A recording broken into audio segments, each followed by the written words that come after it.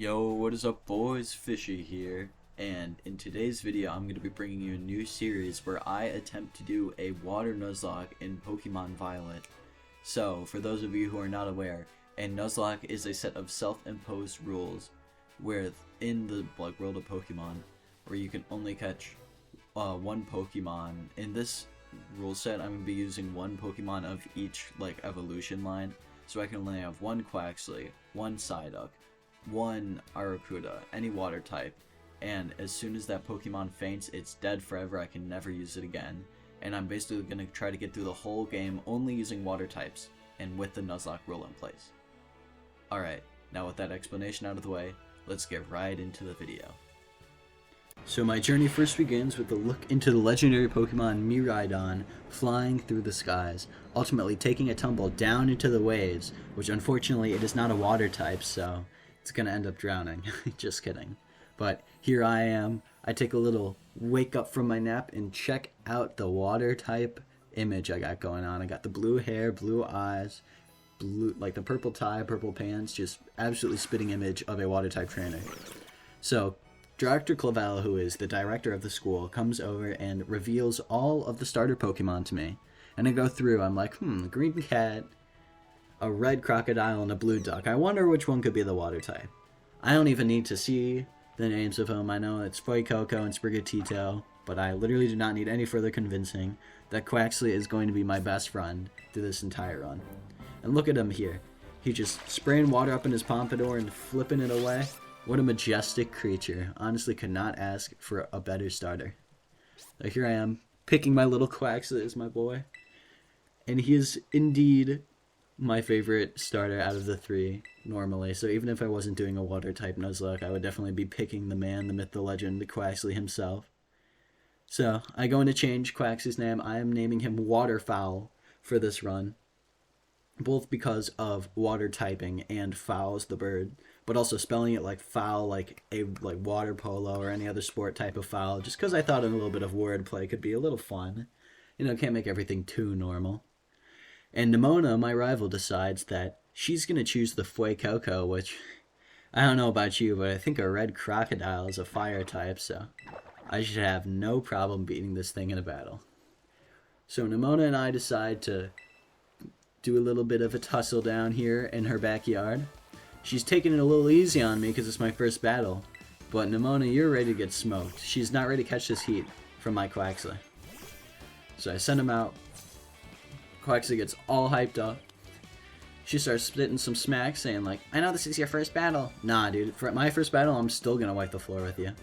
So first thing I do is I check my Quaxly's nature, because I need to know if any of my stats are super lowered so I can kind of work with them in EV training or anything like that. So I end up having a neutral nature, which is very beneficial for my Quaxly. So I just decide to wing it, go with a water gun, and it ends up doing over half of the Fuecoco's health. Knowing that I can just water gun again next turn, no matter what she does to me, I will be winning this battle. Hits me with a measly tackle that does a solid 3 damage, and I hit her with another water gun, taking Nimona out forever. Just kidding, until she comes back when we start doing more gym battles. Look at how happy Quaxly is, so excited to have won. Such a sweet, precious little pristine boy.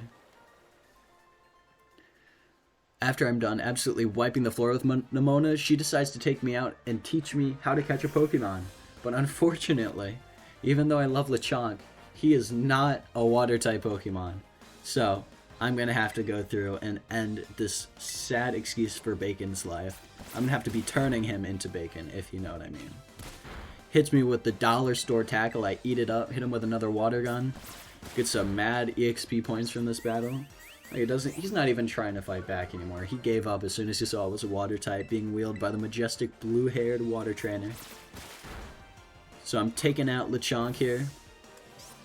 Get a little bit of experience, and Nimona runs over. She gets mad. She's like, you know, you're supposed to catch them when their health is low. I'm like, listen, Nimona, I'm not going to catch a single non-water type. You will catch me staying here, using my water types, the entire game. She gives me a couple more Pokeballs, and at that I'm grateful, but I'm not using them to catch anything just yet. And while we continue hiking up towards the lighthouse where she wants to meet, we hear a weird cry. Nimona suggests that we go search for the creature that made the cry because it could be strong enough to face her in a battle. So I decide, as a foolish teenager, to go run over towards the ledge. A ledge with suspiciously broken railings, and look off of it.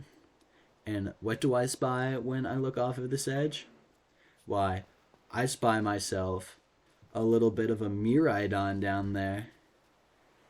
There. Oh, not yet. He's coming soon. Where is he at?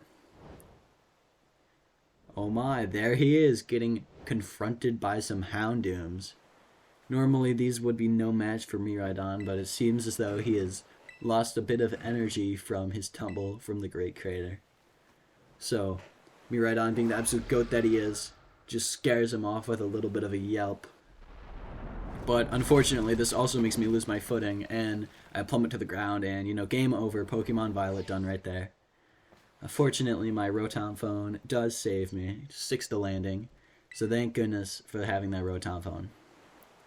As the Houndooms and Houndars are scared away, I decide to approach the mysterious Miraidon, and I feed him the one and only sandwich that my mom gave me, because I obviously appreciate other life forms more than myself. And besides, my mom isn't that good of a cook anyways. Just kidding, of course. But I feed him my little bit of a sandwich. Chomp chomp it all up, Mr. Miraidon. Get your strength back a little bit. We've got some grinding to do. You gotta help me get back up on that cliff from where you knocked me off, buddy. Oh man, dude, the water type drip is strong with my guy. It looks too good. I can't wait until I get a full team of blue Pokemon with this outfit on. It's gonna look mad fantastic. Look at him. He just chomps away, gets up, look at that. Regained all of his energy. Shouts at me a little bit, but you know, it's a friendly shout. Miraidon and me are buddies for life. So of course after this, he looks over to the cave, which he assumingly saw those Houndours run out of, and he decides to go in for it. And of course, it seems as though I have to follow him. There's not really any other way to go here. And Miraidon gets a little angry, and he does end up transforming a little bit into the battle form of this. He's going to turn it into a little metallic lizard. Look at that, all electricized. Now he's got little GS for feet, sparks on his tail, and he's got sparks on his head. Man looks like a complete badass now, but I'm like, dude, I'm praying that the game lets me use this legendary right away. Even though it doesn't look like a water type, I could totally use a dragon on my team this early. Now, he just continues moving forward into the cave itself, and obviously, when you see a giant floating electric dragon go into a cave, you have to follow it. It's just, you know, part of nature's law at this point. And I am not really left with a choice, so I follow him. And, of course, Nimona is watching us the whole time, rooting for us to escape.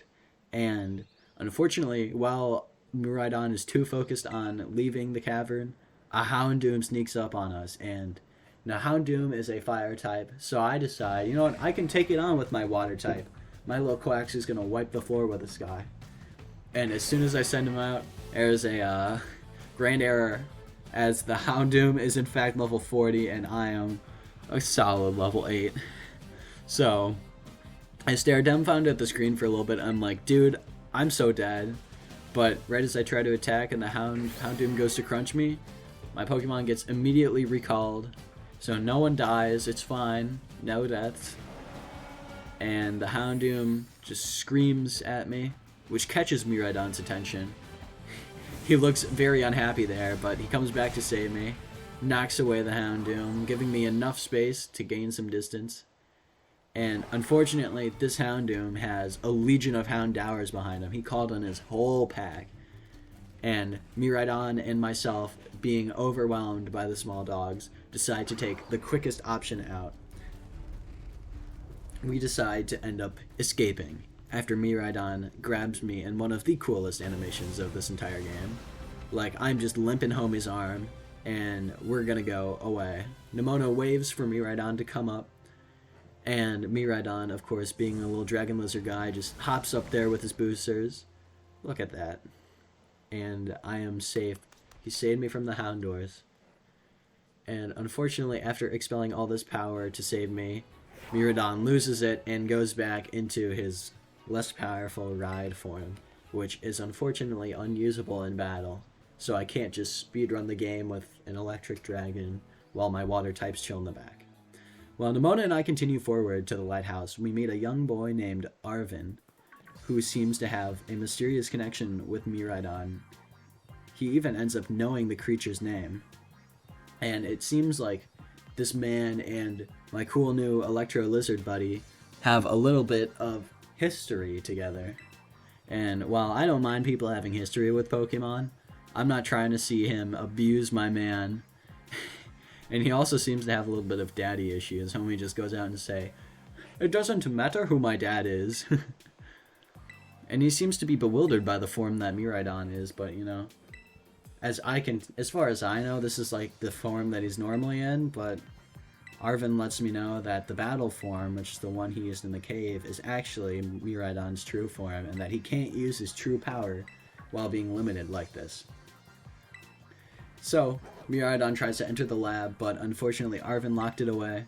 I'm not sure exactly what Miraidon wants to get out of that lab, but I'm sure we'll find out by the end of this Nuzlocke. Next, Arvin doesn't believe that I'm special enough to be Miraidon's trainer and to own his Pokeball. But, to test me, he decides to challenge me to a battle, and that he wants to clear his own head with a battle too, using a random Pokemon that he caught just off of this route. This guy makes a poor decision in sending out a Squovit against my superior Quaxly. He doesn't know that I've been training up on this route. He doesn't know that I'm already level 8. Homie just caught, like, let's see, I feel like it was even level 6 at the highest.